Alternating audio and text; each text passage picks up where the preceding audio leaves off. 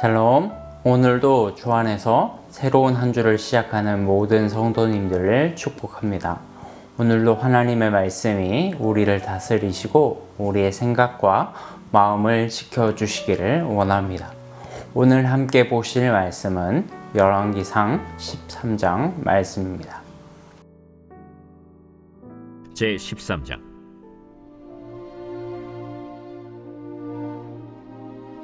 보라, 그때 하나님의 사람이 여호와의 말씀으로 말미암아 유다에서부터 베델에 이르니 마침 여로보암이 제단 곁에 서서 분향하는지라.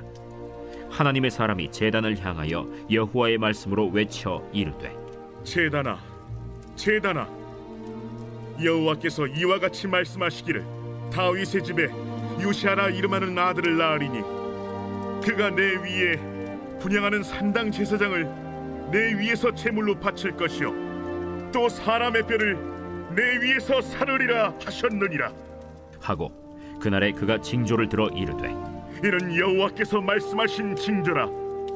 제단이 갈라지며 그 위에 있는 재가 쏟아지리라 하매 여로보암 왕이 하나님의 사람이 베델에 있는 제단을 향하여 외쳐 말함을 들을 때 제단에서 손을 펴며 그를 잡으라 하더라.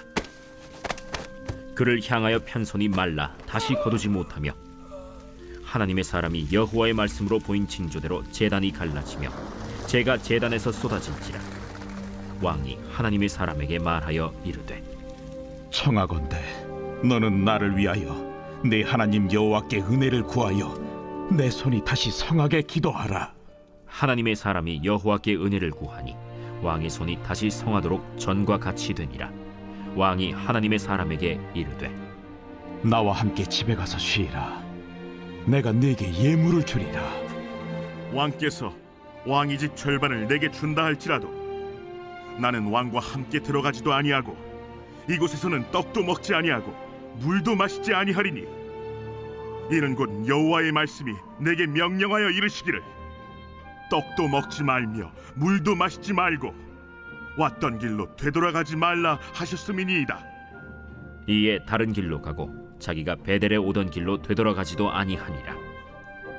베델에 한 늙은 선지자가 살더니 그의 아들들이 와서 이날에 하나님의 사람이 베델에서 행한 모든 일을 그에게 말하고 또 그가 왕에게 드린 말씀도 그들이 그들의 아버지에게 말한지라. 그들의 아버지가 그들에게 이르되, 그가 어느 길로 갔더냐? 그의 아들들이 유다에서부터 온 하나님의 사람의 간 길을 보았습니다. 그가 그의 아들들에게 이르되, 나를 위하여 나귀의 안장을 지우라.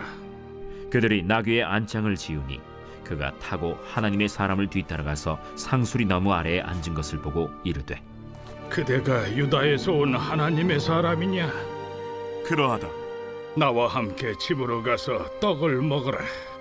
나는 그대와 함께 돌아가지도 못하겠고 그대와 함께 들어가지도 못하겠으며 내가 이곳에서 그대와 함께 떡도 먹지 아니하고 물도 마시지 아니하리니 이는 여호와의 말씀이 내게 이르시기를 내가 거기서 떡도 먹지 말고 물도 마시지 말며 또 내가 오던 길로 되돌아가지도 말라 하셨음이로다. 나도 그대와 같은 선지자라. 천사가 여호와의 말씀으로 내게 이르기를 그를 네 집으로 데리고 돌아가서 그에게 떡을 먹이고 물을 마시게 하라 하였느니라. 이는 그 사람을 속임이라. 이에 그 사람이 그와 함께 돌아가서 그의 집에서 떡을 먹으며 물을 마시니라. 그들이 상 앞에 앉아 있을 때 여호와의 말씀이 그 사람을 데려온 선지자에게 임하니 그가 유다에서부터 온 하나님의 사람을 향하여 외쳐 이르되, 여호와의 말씀에 내가 여호와의 말씀을 어기며 내 하나님 여호와께서 내게 내리신 명령을 지키지 아니하고 돌아와서 여호와가 너더러 떡도 먹지 말고 물도 마시지 말라 하신 곳에서 떡을 먹고 물을 마셨으니 내 시체가 내 조상들의 묘실에 들어가지 못하리라 하셨느니라. 그리고 자기가 데리고 온 선지자가 떡을 먹고 물을 마신 후에 그를 위하여 나귀의 안장을 지으니라. 이에 그 사람이 가더니 사자가 길에서 그를 만나 물어 죽이매 그의 시체가 길에 버림받으니 나귀는 그 곁에 서 있고 사자도 그 시체 곁에 서 있더라. 지나가는 사람들이 길에 버린 시체와 그 시체 곁에 선 사자를 보고 그 늙은 선지자가 사는 성읍에 가서 말한지라. 그 사람을 길에서 데리고 돌아간 선지자가 듣고 말하되, 이는 여호와의 말씀을 어긴 하나님의 사람이로다. 여호와께서 그에게 하신 말씀과 같이 여호와께서 그를 사자에게 넘기심에 사자가 그를 찢어 죽였도다. 이에 그의 아들들에게 말하여 이르되, 나를 위하여 나귀의 안장을 지우라. 그들이 안장을 지우매 그가 가서 본즉 그의 시체가 길에 버림받았고 나귀와 사자는 그 시체 곁에 서 있는데 사자가 시체를 먹지도 아니하였고 나귀를 찢지도 아니하였더라. 늙은 선지자가 하나님의 사람의 시체를 들어 나귀에 실어 가지고 돌아와 자기 성읍으로 들어가서 슬피 울며 장사하되 곧 그의 시체를 자기의 묘실에 두고 오라 내 형제여 하며 그를 위하여 슬피 우니라. 그 사람을 장사한 후에 그가 그 아들들에게 말하여 이르되, 내가 죽거든 하나님의 사람을 장사한 묘실에 나를 장사하되 내 뼈를 그의 뼈 곁에 두라. 그가 여호와의 말씀으로 베델에 있는 제단을 향하고 또 사마리아 성읍들에 있는 모든 산당을 향하여 외쳐 말한 것이 반드시 이룰 것임이니라. 여로보암이 이 일 후에도 그의 악한 길에서 떠나 돌이키지 아니하고 다시 일반 백성을 산당의 제사장으로 삼되 누구든지 자원하면 그 사람을 산당의 제사장으로 삼았으므로 이 일이 여로보암 집의 죄가 되어 그 집이 땅 위에서 끊어져 멸망하게 되니라.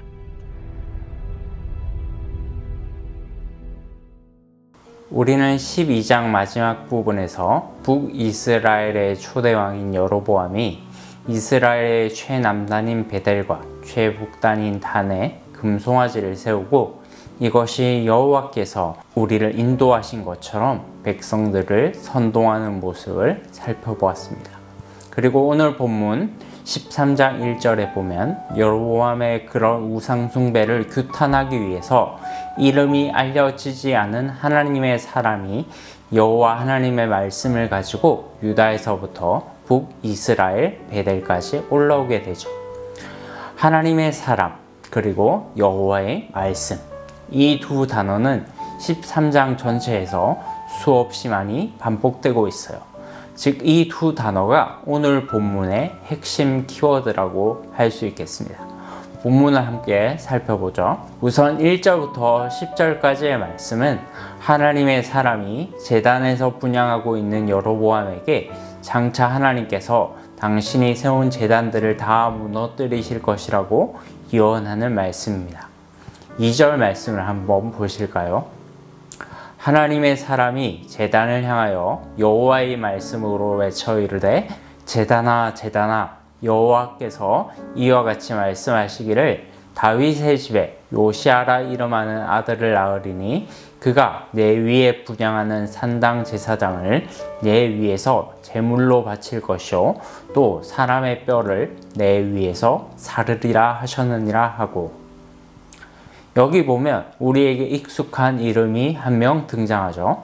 네, 바로 요시아라고 하는 왕입니다. 지금 이 하나님의 사람이 여로보암에게 하나님의 말씀을 예언할 당시에는 아직 요시아가 등장하기 무려 300년 전의 일이에요. 한치 앞일도 내다볼 수 없는 것이 인간의 연약함인데 그에 비해서 하나님의 말씀은 시간의 구애를 받지 않는다는 것을 알 수 있습니다. 그리고 한번 행하시겠다고 하신 일을 반드시 성취하시는 분이에요. 이 말씀의 성취는 열왕기하 23장 15절 16절 말씀에서 이루어지고 있습니다. 한번 살펴볼까요? 또한 이스라엘에게 범죄하게 한 느밧의 아들 여로보암이 베델에 세운 산당과 제단을 왕이 헐고 또 그 산당을 불사르고 빻아서 가루를 만들어 또 아세라 목상을 불살랐더라. 요시아가 몸을 돌이켜 산에 있는 무당들을 보고 보내어 그 무덤에서 해골을 가져다가 제단 위에서 불살라 그 제단을 더럽게 하니라. 이 일을 하나님의 사람이 전하였더니 그 전한 여호와의 말씀대로 되었더라. 하나님의 말씀의 철저함은 여기에서 그치지 않습니다. 3절에 보면 말씀이 반드시 성취된다는 것을 보여주는 징조를 보여주세요. 그것은 지금 여로보암이 제사를 드리고 있는 제단이 갈라지고 그 위에 있는 재가 쏟아질 것이라는 말씀입니다. 그리고 그 자리에서 바로 제단이 갈라져 버리죠. 여로보암은 하나님의 말씀을 예언하는 하나님의 사람을 잡으려고 팔을 뻗었다가 자기도 모르게 하나님의 심판을 받아 손이 말라져 버리고 맙니다. 이렇게 눈앞에서 놀라운 이적을 체험한 여로보암은 6절에서 태세를 전환하죠. 그 하나님의 사람에게 자기 손을 낫게 해달라고 기도해달라고 말합니다. 그리고 그 사람이 하나님께 기도하자 여로보암의 손이 다시 돌아오죠. 그것을 보고 다시 한번 놀란 여로보암은 이번에는 하나님의 사람을 극진히 대접해 주어야겠다고 생각하고 자기 집으로 초대하려고 하지만 하나님의 사람은 그것을 거절합니다. 거절의 이유도 역시 그 사람에게 전한 하나님의 말씀 때문이었습니다. 9절 말씀에 이렇게 나와 있습니다. 이는 곧 여호와의 말씀이 내게 명령하여 이르시기를 떡도 먹지 말고 물도 마시지 말고 왔던 길로 되돌아가지 말라 하셨느니라 하고. 사랑하는 여러분, 이 하나님의 사람의 모습은 우리가 그리스도인으로서 어떤 마음가짐으로 세상을 살아가야 될지를 보여주게 만듭니다. 우리는 이 세상의 모든 악과 복음을 불순종하는 사람들에 대하여 하나님께서 철저히 심판하실 것이라는 것을 믿어야 합니다. 그리고 그것이 분명하다면 우리보다 큰 권력이나 돈을 가지고 있는 세상 사람들이 우리를 회유하고 설득한다 할지라도 그 분명한 하나님의 말씀에 조금의 타협도 없이 말씀에 의지하여 우리의 삶을 살아가야 하는 것입니다. 만약 이 하나님의 말씀에 조금이라도 불순종하거나 조금이라도 제대로 이행하지 않는다면 어떤 일이 발생할까요? 그것을 바로 뒤이어 나오는 11절에서 34절 말씀이 보여주고 있습니다.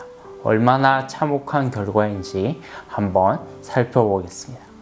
그렇게 하나님의 사람이 여로보암의 초대를 뿌리치고 길을 가고 있는데 뜻밖의 한 인물이 등장하게 돼요. 11절에 나오는 베델의 한 늙은 선지자가 바로 그 주인공입니다. 이 사람은 본문에서 굉장히 입체적인 인물로 그려지고 있어요. 어떤 사람이라고 단정 짓기가 매우 어려울 정도로 매우 변덕스러운 모습을 보여주고 보는 관점에 따라서 매우 악한 사람입니다.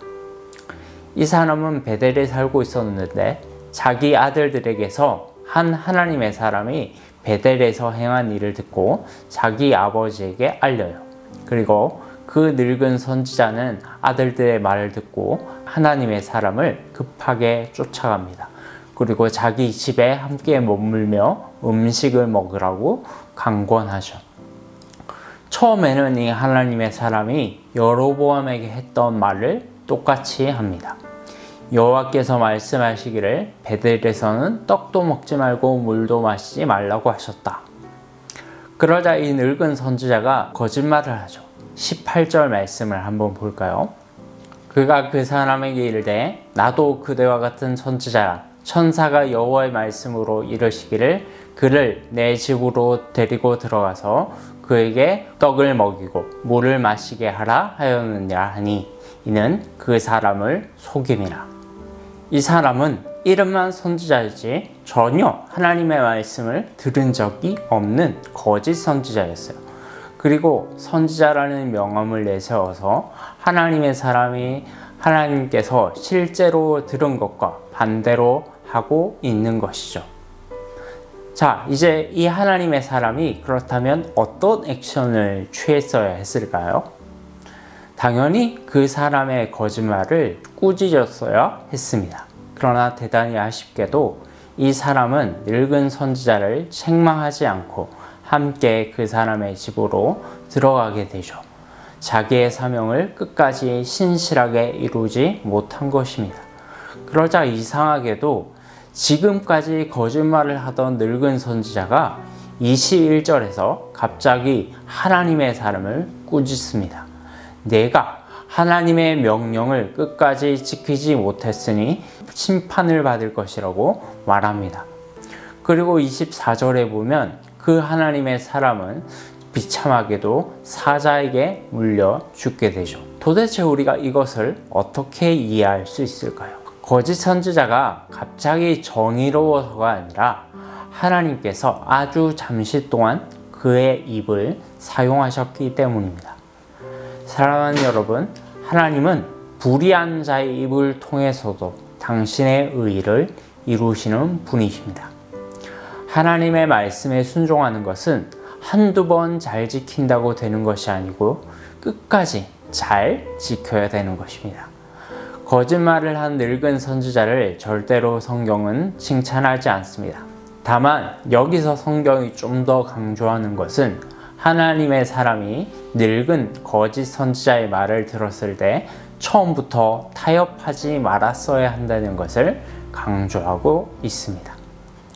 사랑하는 여러분, 오늘 우리에게 주어진 성경이 하나님의 감동으로 기록된 말씀임을 믿습니까? 그렇다면 이 말씀 위에 굳게 서서 세상과 타협하지 말고 끝까지 승리하시기를 바랍니다. 주님의 은혜가 오늘도 우리 모든 성도님들과 함께 하시기를 축복합니다.